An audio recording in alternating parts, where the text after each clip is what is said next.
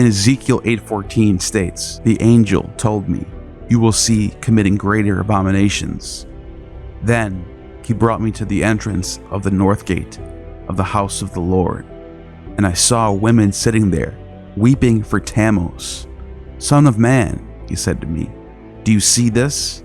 You will see even greater abominations as these."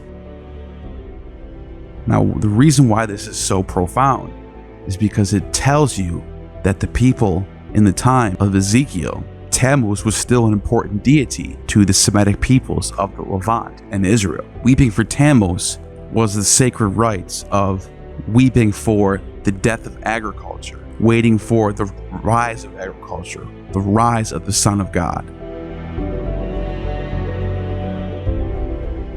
Eshmun's Greek equivalent, Ophiuchus, he is standing on top of scorpions and holding a serpent. I don't think it's a coincidence that Luke 10:19 tells us, "Behold, I give you power to tread on serpents and scorpions, and over all the power of the enemy, and nothing shall by any means hurt you." This motif is extended to the Old Testament, when Moses tells the Israelites to take the serpent and put it on a pole in Numbers 21:5-9.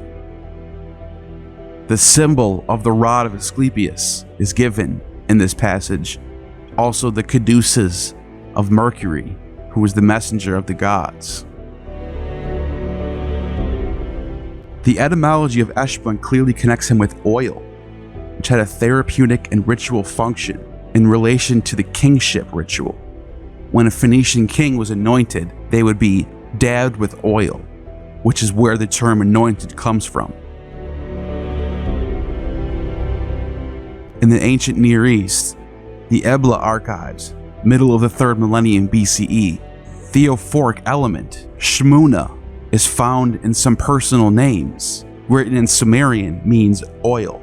Eshmun is also the brother of the goddess Hygia, which means hell, who's also found in the temple of Eshmun in Beirut.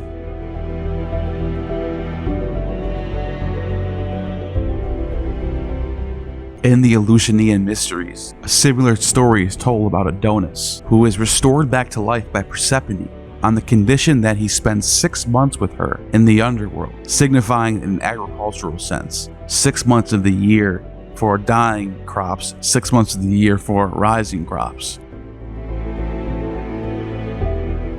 When we examine the sarcophagus of Eshmunazar II, whose name literally means Eshmun saves, we are told quite a bit about the god. In the month of Bul, in the 14th year of the reign of the king Eshmunazar, king of the Sidonians, said as follows: "I was carried away before my time, the son of a limited number of short days. This resting place, may they not have a resting place with the Rephaim, may they not be buried in a tomb, and may they not have a son of offspring." Rephaim is a Semitic Hebrew word for healers. Then it says, "Priestess of Ashtart, Our Lady, the Queen, daughter of King Eshmunazar, king of the Sidonians. It is we who have built the temples of the gods, the temple of Ashtarte in Sidon, the land of the sea. And we have placed Ashtarte in the mighty heavens with Adonai Eshmun. And it is we who have built the temple for Eshmun, the prince of the sanctuary, of the source of Yedil in the mountains.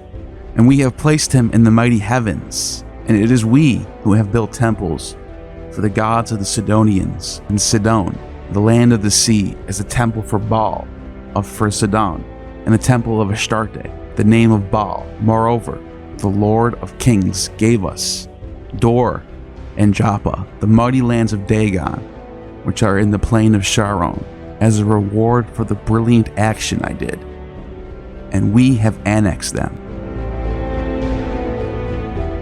As you can see, Eshmun, the offspring of the Mother, Queen of Heaven, and the Lord, Father, Baal. Eshmun is the Son of God, who is a healer, who rises every year. You see this motif all over the ancient world, as I've mentioned before with the hymn to Attis. The ancient people knew this. This wasn't any secret to them. It was quite well known.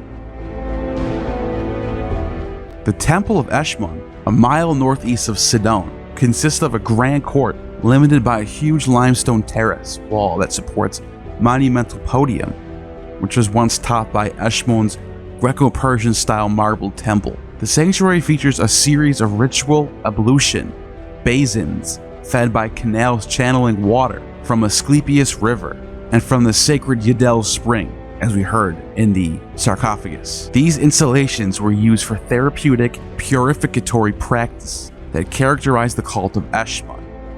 The sanctuary site yielded many artifacts of value, especially those inscribed with Phoenician texts. The Eshmun temple was associated with purification and healing. Ritual lustral ablutions were performed in the sanctuary's sacred basins, supplemented by running water from the river of Asklepios, or the Yidel spring water. The healing attributions of Eshmun were combined with the divine powers of his consort Astarte's fertilizing powers. The latter had an annexed chapel with a sacred pool within the Eshmun sanctuary. Sounds like baptism. Within the temple, among the artifacts of the archaeology that were found, was a golden plaque showing a snake curling on a staff, a Hellenic symbol of Eshmun. A granite altar bearing the name of the Egyptian pharaoh Osiris, or Hagar. This gift attests the good relations between Pharaoh and the kings of Sidon. Also found within this temple was a large Belshazzar temple boy. This temple boy has an inscription that tells us that he's the son of King Bana, king of the Sidonians. Give to his lord Eshmun at the Yidel spring, may he bless him. So what we have here is an ancient Phoenician god who's the son of the Father of Heaven and the Mother of Heaven, who's associated with dying and rising, who anoints and heals and carries the rod of Asklepios. This, to me, looks like a Christ before Christ.